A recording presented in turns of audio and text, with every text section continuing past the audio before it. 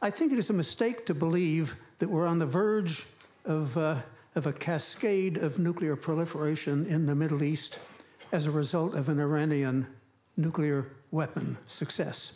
The consequences could be quite horrendous for the country that does indeed, for the first time since Nagasaki, use nuclear weapons.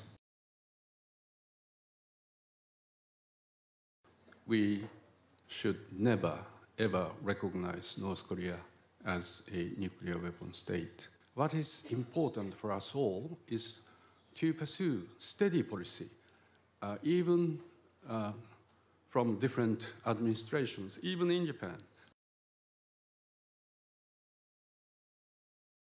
The world, on the contrary, is moving to having the atomic bomb more deeply entrenched in international affairs than it has ever been. But I think denying it doesn't help it. We are sleepwalking into this second nuclear age. I think we need to expand our models and frameworks of the problems we look at from nuclear non-proliferation and containment to dynamics and stability. From my point of view, 7 characteristics which would make it look a little bit like Asia. First one, the importance of non-state actors and the existence of borderline quasi-state situations, which can make difference even more difficult than it is usually. Think Gaza, think South Lebanon, think Somaliland, think maybe Hadramaut.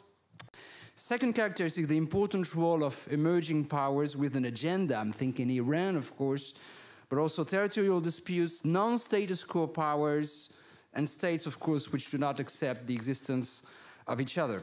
Third characteristic common with Asia, a large cultural and political diversity, which does not help making deterrence work. Fourth characteristic, a dangerous belief that we know the other guy.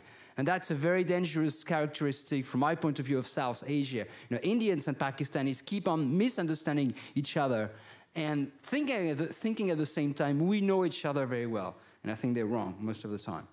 Fifth characteristic, no tradition of openness and transparency. 6, no easy guaranteed line of communication, of course.